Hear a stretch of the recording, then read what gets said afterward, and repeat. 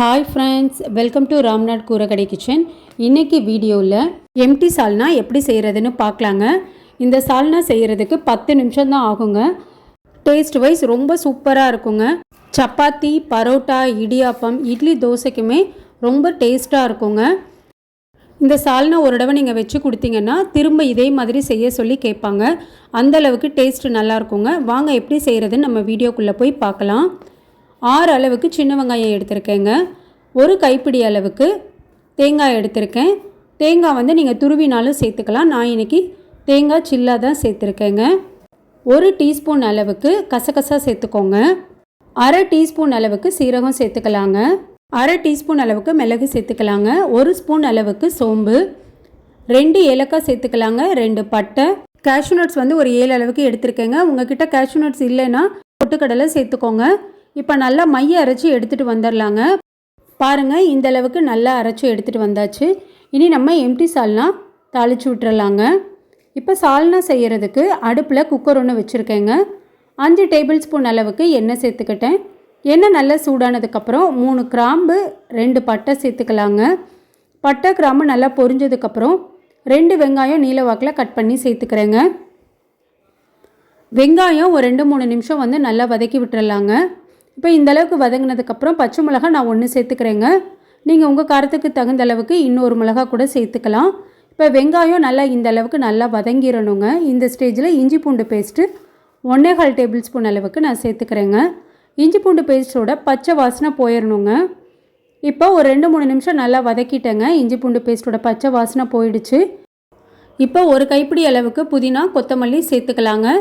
Empty சால்னாக்கு புதினா தலை கொஞ்சம் அதிகமாக சேர்த்திங்கன்னா டேஸ்ட்டு ரொம்ப நல்லாயிருக்குங்க. இப்போ புதினாவும் மல்லியும் இந்த அளவுக்கு வதங்கினதுக்கப்புறம் நல்ல பழமான தக்காளியாக 2 தக்காளி சேர்த்துக்கலாம். தக்காளி மசியறதுக்கு கொஞ்சமாக உப்பு சேர்த்துக்கிறேங்க. தக்காளி தோல் வந்து நமக்கு கொஞ்சம் சாஃப்ட் ஆகணுங்க. அதுக்கப்புறம் நம்ம மற்ற மசாலா பொருள்லாம் சேர்த்துக்கலாம். இப்போ பாருங்கள், இந்த அளவுக்கு தக்காளி நல்லா வதங்கிருச்சு. இப்போ நம்ம மஞ்சத்தூள் 1/4 டீஸ்பூன் அளவுக்கு சேர்த்துக்கலாங்க. மல்லித்தூள் 1 டேபிள் ஸ்பூன் அளவுக்கு சேர்த்துக்கலாங்க. மிளகாத்தூள் 3/4 டேபிள் ஸ்பூன் அளவுக்கு நான் சேர்த்துருக்கேங்க. நீங்கள் உங்கள் காரத்துக்கு தகுந்த அளவுக்கு கம்மியாகவோ அதிகமாகவோ சேர்த்துக்கோங்க. இப்போ எண்ணெயில் மசாலா பொருளை நல்லா வந்து கலந்து விட்டுக்கலாங்க. ஒரு 2-3 நிமிஷம் மட்டும் எண்ணெயில் நல்லா வதங்கட்டும். கொஞ்சம் இந்த அளவுக்கு எண்ணெய் பிரிஞ்சு வந்ததுக்கப்புறம் நம்ம அரைச்சி வச்சுருக்க தேங்காய் பேஸ்ட்டு சேர்த்துக்கலாங்க. நான் ஜாரில் ஒரு 1/4 டம்ளர் அளவுக்கு அலசி தண்ணி சேர்த்துருக்கேங்க. அதையும் வந்து நம்ம சேர்த்துக்கலாம். சால்னாக்கு தேவையான அளவு உப்பு சேர்த்துட்டு நல்லா ஒரு தடவை கலந்து விட்டுக்கலாங்க. இப்போ நல்லா கலந்ததுக்கப்புறம் நம்ம தேவைன்னா தண்ணி சேர்த்துக்கலாங்க. இப்போ எனக்கு சால்னா வந்து கொஞ்சம் திக்காக இருக்குதுங்க. அதனால் நான் வந்து 1 டம்ளர் அளவுக்கு நான் தண்ணி சேர்த்துக்கிறேன். சால்னா வந்து உங்களுக்கு ரொம்ப திக்காக வேணும் அப்படின்னா நீங்கள் தண்ணி சேர்க்க வேணாங்க. நான் வந்து கொஞ்சம் தண்ணி சேர்த்துருக்கேன். இந்த கன்சிஸ்டன்சி கரெக்டாக இருக்குங்க. விசில் வந்து வச்சு எடுக்கும்போது நீங்கள் இதில் மட்டன், சிக்கன், காய்கறி எதுனாலும் சேர்த்துக்கலாங்க. இன்றைக்கி நான் எம்டி சால்னானால எதுவுமே சேர்க்கலை.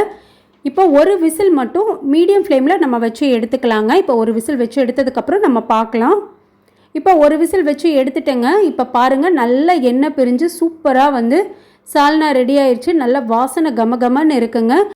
இந்த எம்டி சால்னா செய்கிறதுக்கு எனக்கு 10 நிமிஷம் தாங்க ஆச்சு. டக்குன்னு செஞ்சிடலாம். ரொம்ப ரொம்ப டேஸ்ட்டு சூப்பராக இருக்குங்க. இப்போ நல்லா ஃப்ரெஷ்ஷான கொத்தமல்லி தழை தூவிட்டு நம்ம பவுலுக்கு வந்து சர்வ் பண்ணிடலாங்க. இன்றைக்கி நான் சப்பாத்தியோட இந்த சால்னா வந்து செஞ்சுருக்கேன். ரொம்ப ரொம்ப சூப்பராக இருந்ததுங்க. பரோட்டா, இடியாப்பத்துக்கெல்லாம் டேஸ்ட் அல்டிமேட்டாக இருக்குங்க. கண்டிப்பாக நீங்களும் இதே அளவுகளோடு உங்கள் வீட்டில் செஞ்சு பாருங்கள். செஞ்சு பார்த்துட்டு எப்படி இருந்ததுன்னு உங்கள் கருத்துக்களை கமெண்ட்ஸில் சொல்லுங்கள். நம்ம சேனலில் குருமா ரெசிபீஸ், சால்னா ரெசிபியும் நான் அப்லோட் பண்ணியிருக்கேங்க. டிஸ்கிரிப்ஷன்லேயும் நான் லிங்க் கொடுக்குறேங்க. விருப்பப்பட்டீங்கன்னா செக் பண்ணி பாருங்கள்.